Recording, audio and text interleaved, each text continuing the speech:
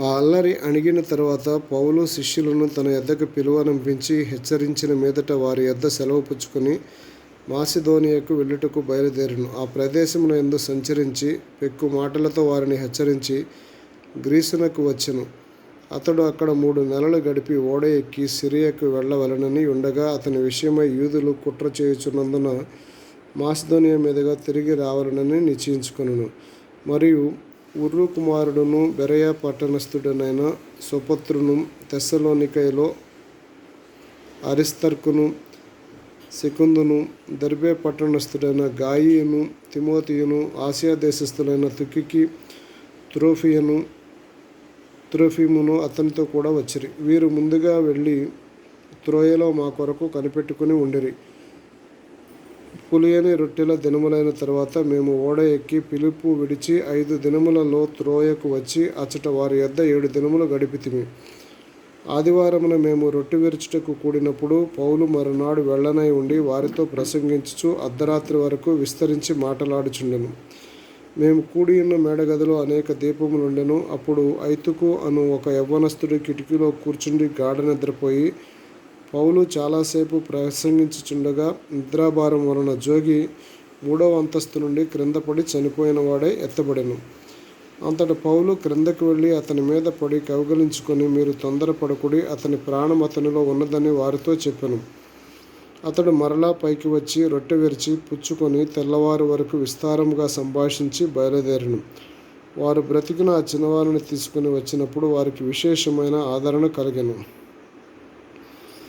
మేము ముందుగా ఓడ ఎక్కి అస్సులో పౌలును ఎక్కించుకొనవలెనని అక్కడికి వెళ్ళితిమి.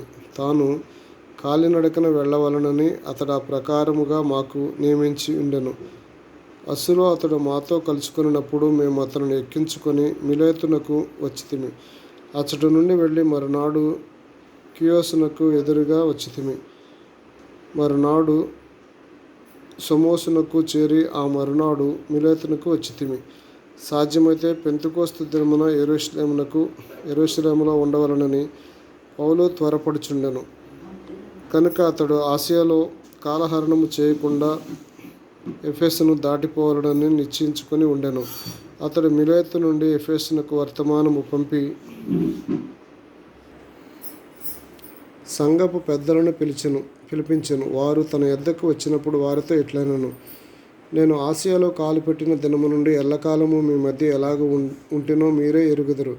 యూదుల కుట్ర వలన నాకు శోధనలు సంభవించినను కన్నీళ్లు విడుచుచు పూర్ణమైన వినయభావముతో నేను ఎలాగూ ప్రభువును సేవించుచుంటినో మీకే తెలియను.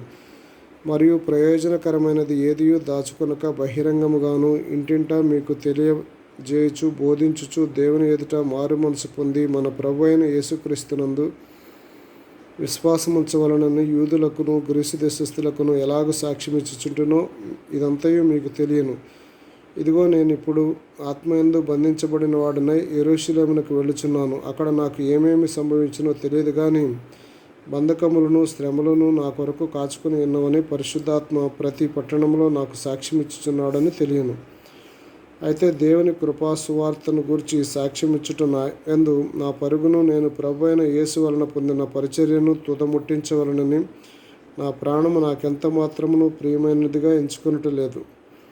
ఇదిగో దేవుని రాజ్యమును గూర్చి ప్రకటించుచు నేను మీ మధ్యన సంచరించుచుంటిని. మీలో ఎవరునూ ఇక మీదట నా ముఖము చూడరని నాకిప్పుడు తెలియను. కాబట్టి మీలో ఎవరి నాశనము విషయమైనను నేను దోషిని కానని నేడు మిమ్మును సాక్ష్యము పెట్టుచున్నాను. దేవుని సంకల్పం అంతయు మీకు తెలుపబడకుండా నేనేమీ దాచుకొనలేదు. దేవుడు తన స్వరక్తమిచ్చి సంపాదించిన తన సంఘమును కాయుటకు పరిశుద్ధాత్మ మిమ్మును దేనియందు అధ్యక్షులనుగా ఉంచెనో ఆ యావత్తు మందను గూర్చియు మీ మట్టుకు మిమ్మును గూర్చియు జాగ్రత్తగా ఉండుడి. నేను వెళ్ళిపోయిన తర్వాత క్రూరమైన తోడేళ్ళు మీలో ప్రవేశించునని నాకు తెలియను. వారు మందను కనికరింపరు మరియు శిష్యులను తమ వెంట ఈడ్చుకుని పోవాలనని వంకర మాటలు పలుకుచు మనుష్యులు మీలోనే బయలుదేరును. కావున నేను 3 సంవత్సరములు రాత్రింబగళ్ళు కన్నీళ్లు విడుచుచు ప్రతి మనుష్యునికి మానక బుద్ధి చెప్పినను మీరు జ్ఞాపకం చేసుకుని మెలకువగా ఉండుడి. ఇప్పుడు దేవునికి ఆయన కృపావాక్యమును మిమ్మును అప్పగించుచున్నాను.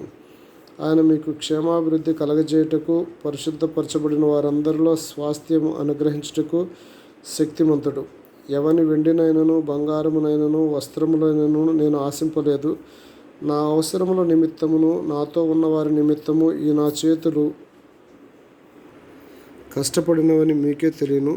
మీరును ఇలాగ ప్రయాసపడి బలహీనులను సంరక్షించవలననియు, పుచ్చుకొనుట కంటే ఇచ్చుట ధన్యము అని ప్రభువైన యేసు చెప్పిన మాటలు జ్ఞాపకం చేసుకొనవలననియు అన్ని విషయంలో మీకు మాదిరి చూపుతానని చెప్పాను.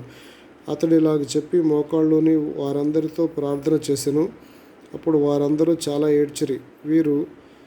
మీరు ఇక మీదట నా ముఖము చూడరని అతడు చెప్పిన మాటకు విశేషముగా దుఃఖించుచు పౌలు మెడ మీద పడి అతన్ని ముద్దు పెట్టుకొనిరి. వారు ఓడ వరకు అతనిని సాగనంపిరి.